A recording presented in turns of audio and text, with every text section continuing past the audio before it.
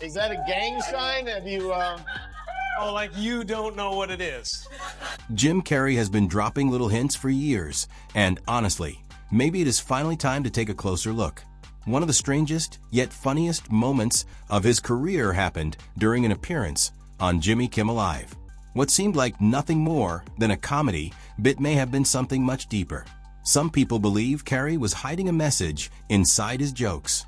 There is a lot to break down, especially after Jimmy's surprising reaction. But first, let's go back and watch the unforgettable moment that had everyone talking. what is that exactly? Is that a gang sign? Have you, Oh, like you don't know what it is. You don't know what that is. I have no idea. You don't know. Jimmy Fallon doesn't know. David Letterman doesn't know. We don't know. All the comics and show business don't know what this is. Right? Jimmy went from laughing to looking clearly uncomfortable in just a few seconds. You could almost see him thinking, wait, what did he just mean? Now, this is not about wild conspiracy theories or reading too much into a simple hand gesture. The bigger point, according to this view, is that Jim Carrey was hinting at something much deeper than secret groups or hidden organizations. For years, he has seemed frustrated with what he sees as the flashy world of Hollywood. During that interview, it almost sounded like he was saying that TV hosts, including Kimmel, are part of a bigger entertainment machine, one that keeps people focused on the show while more important issues stay in the background. He compared it to people being entertained while bigger problems go unnoticed. The image is like the old saying about people being distracted while serious events unfold around them. In this view, today's version is the television screen, constantly holding our attention while important stories are pushed aside. I'm sick and tired of the secrets and the lies. It is the secret symbol of the Illuminati, and you're a part of it, and it is the all-mocking tongue. Oh. I like it. You need to straighten. It's the symbol of the all-mocking tongue.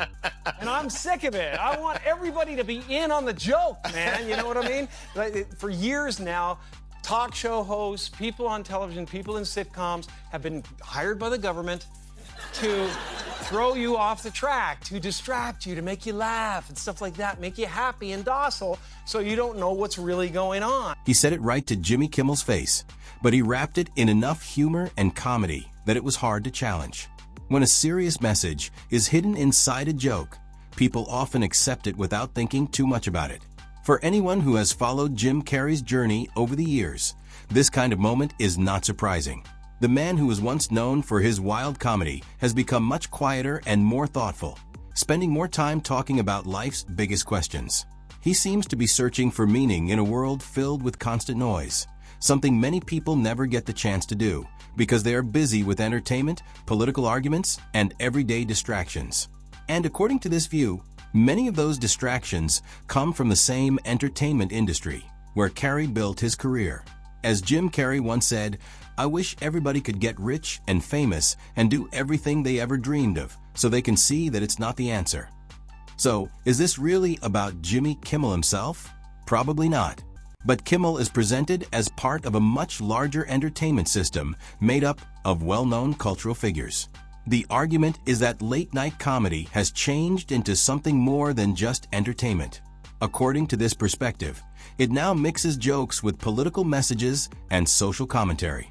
The claim is that on issues like the pandemic, the war in Ukraine, and other major social debates, many shows have continued to present similar viewpoints while wrapping those messages in humor.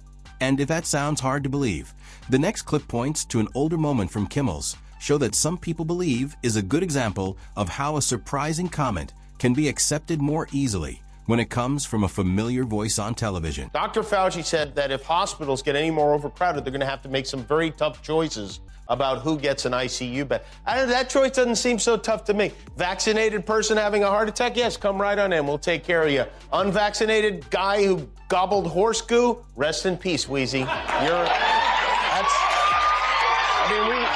The poison control centers have seen this spike in calls from people taking this livestock medicine to fight the coronavirus. but they won't take the vaccine, which is crazy. It's like if you're a vegan and you're just like, no, I don't want a hamburger. Give me that can of Alpo instead. I doubt many other people could have made a comment that harsh, especially during the middle of a pandemic, without facing major backlash. But in recent years, Jimmy Kimmel has openly taken a strong position on one side of the political divide and has often joked about the other side. That approach may bring headlines and viral clips, but according to this point of view, it does not automatically earn respect. Jim Carrey seems to value something different. What stands out is how easily Kimmel can step into controversial topics without appearing to face much criticism from the people around him. The argument here is that he benefits from being part of a media system that offers a level of protection. That is one reason, according to this perspective, why Jim Carrey appears skeptical. He seems to question why some public figures receive much less criticism than others. The comparison being made is that when someone is seen as supporting the accepted message, they are often welcomed and celebrated because they help keep audiences entertained while bigger issues remain in the background.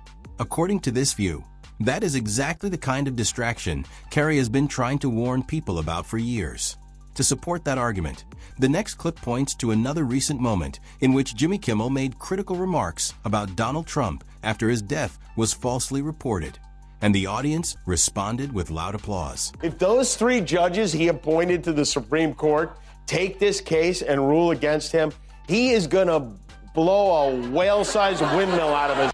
I mean, it might actually... Just true to you.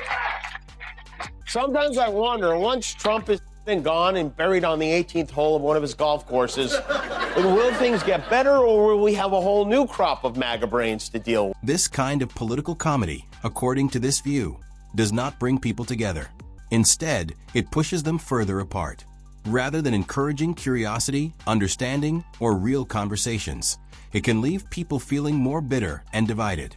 The argument is that this becomes a distraction, keeping millions of people focused on anger instead of listening to each other, learning from different viewpoints, or finding common ground. Donald Trump, of course, was never happy about being one of Jimmy Kimmel's most frequent targets, appearing again and again in late-night jokes and comedy monologues. But when you step back, the difference between Kimmel and Jim Carrey becomes much clearer. Carrey, who once became famous for making people laugh, now seems far more interested in searching for meaning than making fun of people. From that point of view, the constant back and forth of political attacks can seem much less important. Carrey has spoken about how deeply the false missile alert in Hawaii in 2018 affected him. For about 10 terrifying minutes, he believed his life might be coming to an end. During that frightening experience, all the fame, headlines, and everyday distractions suddenly seemed meaningless.